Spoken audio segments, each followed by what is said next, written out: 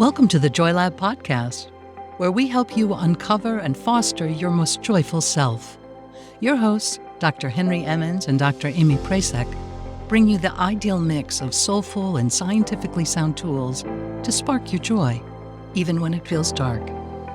When you're ready to experiment with more joy, combine this podcast with the full Joy Lab program over at joylab.coach. Hello, I'm Henry Emmons.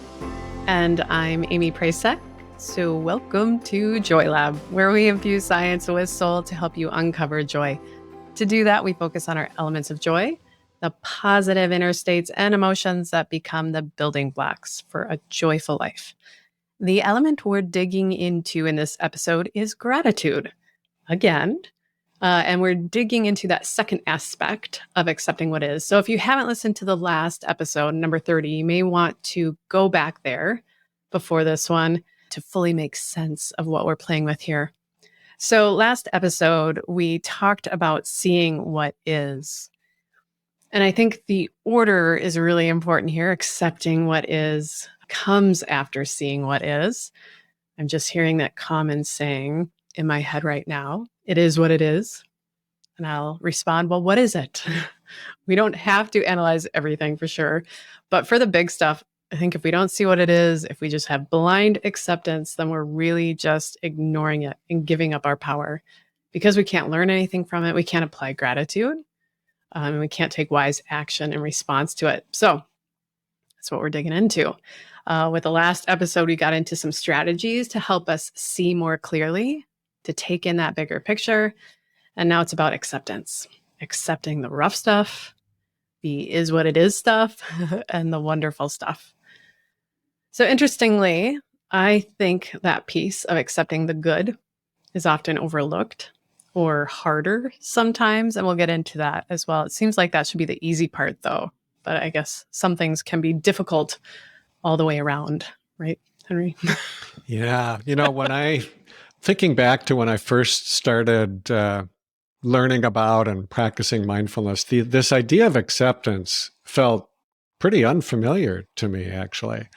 It's not that I hadn't heard of it, but I don't think I'd ever really learned to put it into practice. And I found it surprisingly hard to do. I still find it hard to do, frankly. And I think that's true for most of us. There's a paradox here that I think makes it hard, just hard to get our minds around. So we have this idea that if we accept things as they are, that we're basically giving up. We're no longer trying to change things for the better. It's like we stop fighting. The paradox is that when we do accept things as they are, we actually have a better chance of changing them. It's like it gives us an honest platform to work from. If we choose to fight, we can do so. We can be clear-eyed about what we're dealing with and what needs to be done. We might also choose to let things be as they are and let ourselves feel better about them. Mm. It's really just when we're unwilling to accept things as they actually are that we get ourselves into trouble.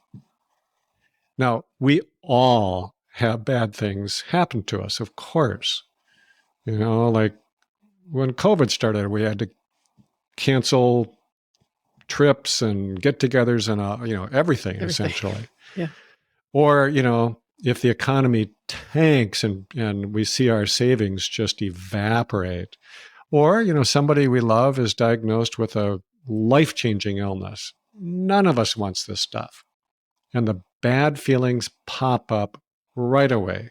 Frustration, anger, fear. But it's our resistance to accepting these situations that makes these uncomfortable feelings a lot stronger and longer lasting. Acceptance, ironically, allows those feelings to flow through us, and it frees up our attention for whatever we can do about it. Yeah, I think we can all relate to it being hard to accept bad things, certainly. And that's an ongoing practice. I think what can be harder to wrap our heads around, as I noted earlier, is why we resist letting the good things in. And I really think we all do that too, but it just doesn't make the same sense, right? What's the threat here? Yeah, right. Well, here are the ways I think that this happens. And I agree with you, Amy, that this does happen. Yeah. So one way is really what we just talked about. And it is the word that's often used for this is aversion. So when we practice or experience aversion, it's when we're so full of resistance and we are so geared towards seeing what's wrong with our lives that we unconsciously push away everything, even the good stuff. Yeah. Maybe because we're mad about it. The second pattern is known as grasping. So if we focus on what we don't have, or if we feel this kind of vague sense of emptiness inside, then there's no amount of good things that are going to make us feel grateful. Because all that we can see is that we don't have enough. And so instead, we just keep striving to get more, to try to fill ourselves up. And then the third way that we limit ourselves here is probably not as intense as the others, but I think it might be even more common.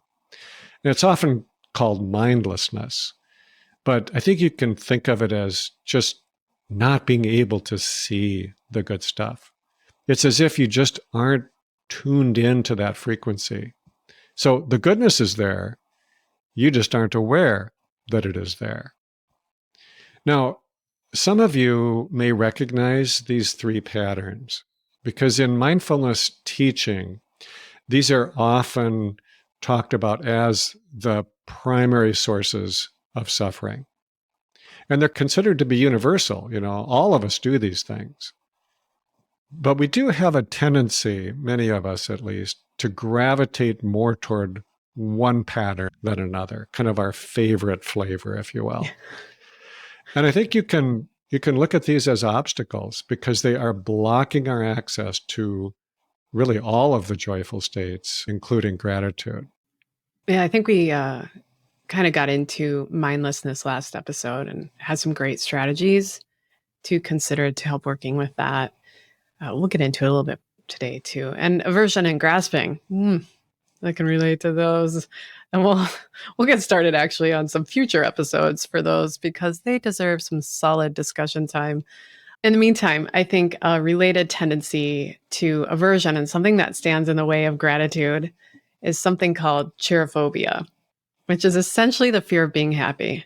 This idea that if we soak in the good stuff, if we let our guards down and be happy, then it will lead to something terrible.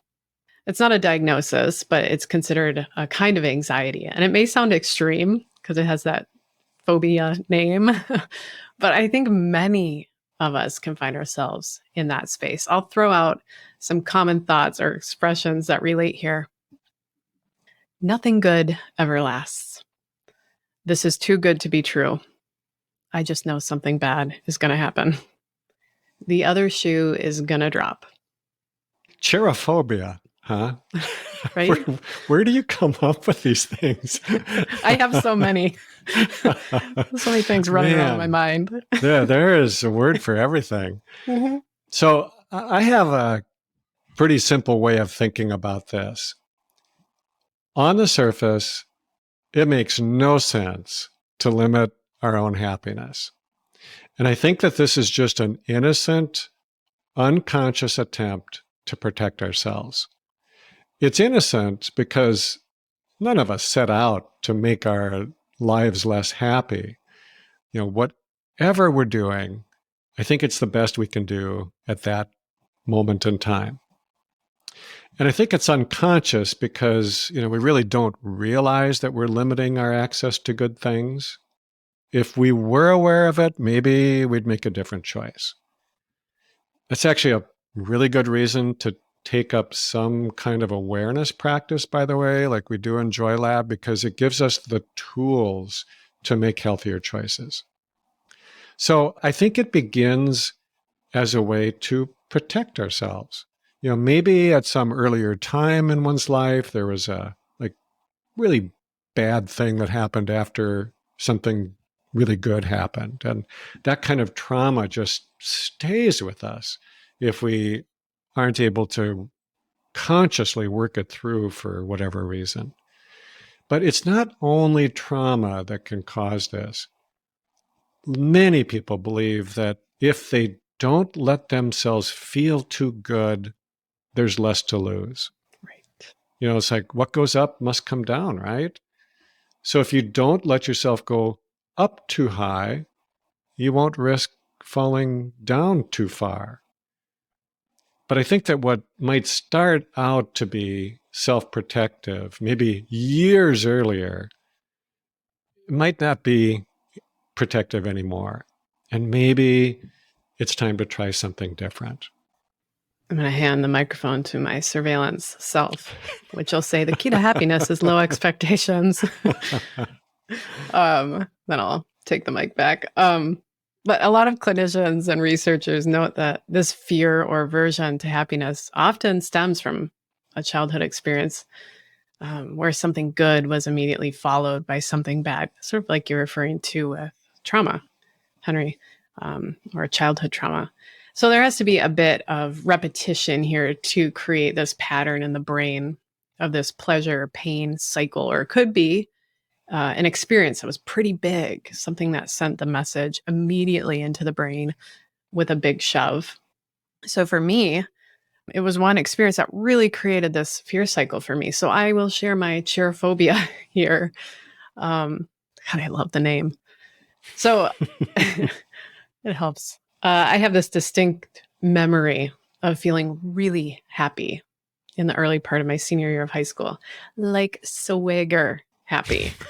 I felt like I was getting a hang of this life thing. My adolescent brain was super confident in that moment, which felt really good because that wasn't the case prior so much.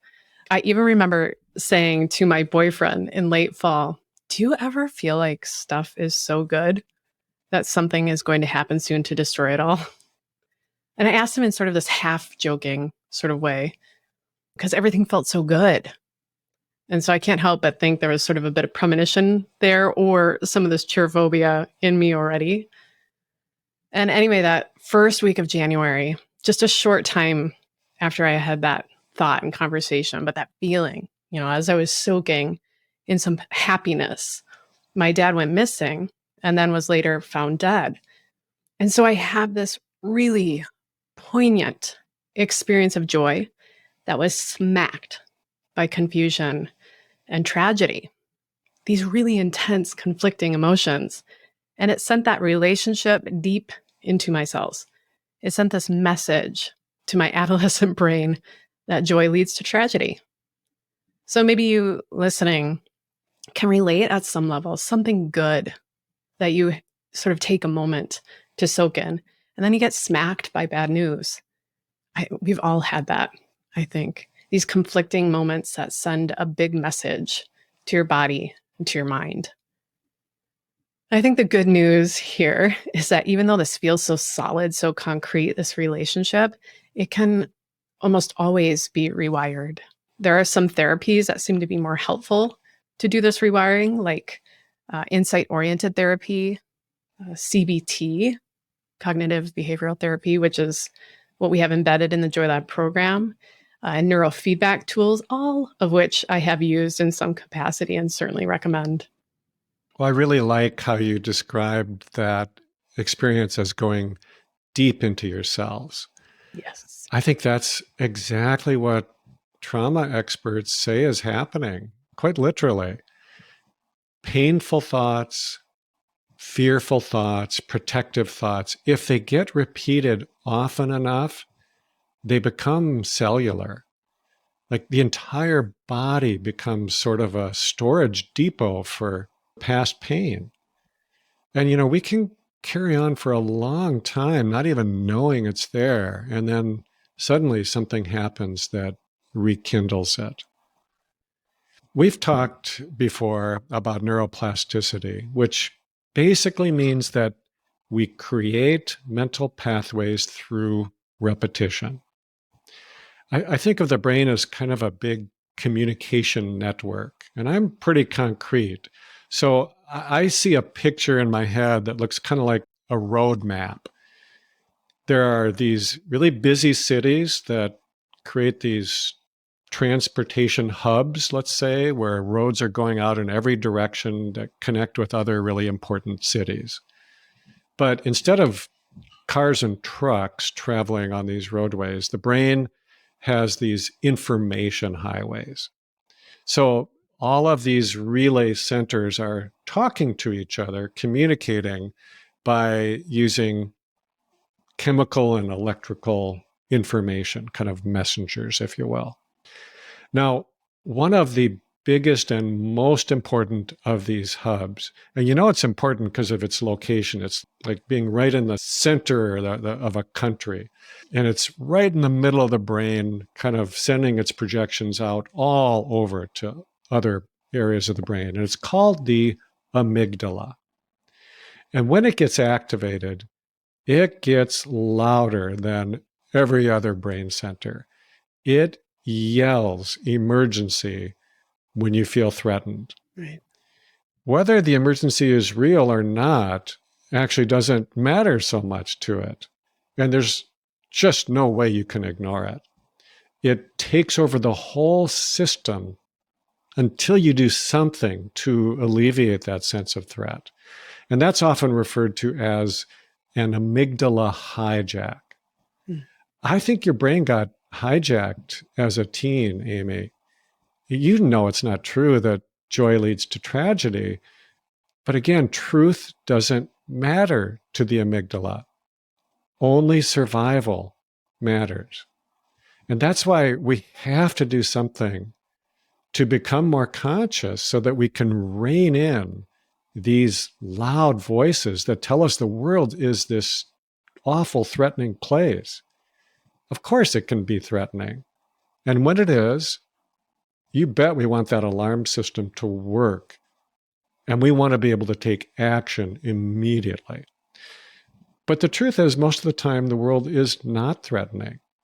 And we want this system to stand down so that we can see and accept all the good stuff that is out there too. I like that hijack language, actually. It reminds me that something external came in and just messed up some stuff and took the wheel, and that we can kick that hijacker out and recalibrate in so many helpful ways. I love that. So let's talk more about that. How can we move past this chair phobia, those aversions, that grasping that might be standing in our way, and really accept what is, accept gratitude and joy? And I will answer my question first, and then you go, Henry. So I think first, we should all have access to a mental health therapist. And I know that's not the case because I did not when I needed it. I think that's a public health crisis, which is another episode. But if you do have access, working with someone familiar with this kind of anxiety around happiness can really be helpful. Along with that, programs like Joy Lab that integrate cognitive behavioral therapy can be really helpful. And what we talk about here on the podcast as well, we're literally working to rewire our brains for more joy. And when we do that, we let those old wirings, the ones that may not be serving us anymore, take a back seat to some new ones. And now I'm getting like images of like a hijacker coming in and hot wiring my brain for a moment too, right? So there's so many great metaphors here, which leads me actually to some cool technologies like cognitive control training with some real-time fMRI neurofeedback. Clunky sentence there, but essentially you get a real-time look at these areas of your brain that are lighting up at the moment. The idea is that you can then use that visual cue to help you learn how to regulate certain brain regions amidst different activities or when you're recalling memories. So there's a lot of interesting research here specific to gratitude actually. For example, working to activate certain areas of the brain by interpreting a past experience more positively and with gratitude for the experience. And you do it again and again with that neurofeedback, sort of training like that to light up those areas that feel more nourishing, like doing curls to strengthen your bicep. It gets stronger and your gratitude grows. But of course, most of us don't have access to an fMRI machine. So Henry, what are some strategies that don't require a $2 million fMRI machine? Don't you love how we look to technology to fix everything? Yes. It's like when we think we need a treadmill desk for about $10,000, when we've got this built-in treadmill that's free, we just need to get up and move around once in a while. Right. Yes. So, we've also got a built-in biofeedback device. Granted, it's not as cool as an fMRI machine. And I will admit that I find it nice to have technology like this to affirm that what we're doing is actually working. But it's also nice to have a super portable, free, and effective technology built into our brain. And I think it's there, and it's often referred to as the observing mind. Ooh, I first love that we're going to bring in a free portable technology here because I believe we are the original iPods. But it's a dad joke, I think. But let's get back to that metaphor quickly of the brain as a series of transportation hubs. I love that, to talk about this observing mind. So it can kind of think of it like the Department of Transportation. Its job is to take a meta perspective, to see the 10,000-foot view, and to manage this complex process of brain communication. Right, right. You can think of the observing mind as the big overarching mind. Right. It sees what is without judging it as being good or bad. And the observing mind doesn't change. It's really steady and stable no matter what's going on. Contrast that to our state of mind, which is changing constantly. And its job is really to judge things as good or bad, to get us more of what we want and protect us from what we don't want. Mm. Now, that is a good and useful tool. The problem is that most of us are completely caught up by our temporary states of mind. And it is no easy task to put the observing mind back in charge. That's why we spend a lot of time on that in the Joy Lab program. But here's a really simple way to use this observing mind to let in more gratitude. So when you have a chance, just turn your attention to your hands. You don't have to do a thing with them. Just observe them with your mind and try to notice one of two qualities. Do your hands feel tense, kind of clenched up, or do they feel relaxed and kind of open? And then just stay with that, observing your hands for a few moments. Doesn't take long. Just keep noticing your hands. Are they tense or relaxed? Clenched or open? Now, again, you don't need to change anything. That's the beauty of this. You just need to notice what is. But often you'll find that by noticing your hands in this way, they will slowly relax and unclench. So as you continue to do this, see if you can bring to mind just one simple thing that you're grateful for. And it can be anything. It doesn't have to be a big deal. Maybe it's a person, a recent event, some food that you like, something about nature, whatever it is, just let it come to mind. And at the same time, keep part of your mind observing your hands. You can do them both at once. And then try to notice, is there any change as you picture this thing that you're grateful for? Do your hands open up just a little bit more? You don't have to force anything. Just notice. Now, that little practice I just described is not exactly a meditation. It's just an exercise in observing. And you can do this in a moment at any time of day with your eyes open or closed, really, it doesn't matter. All it requires is that you bring your attention to your hands. Now, open, unclenched hands are also the posture of receiving.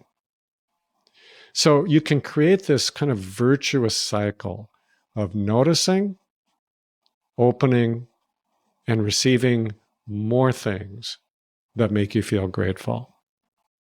I love the simplicity of that.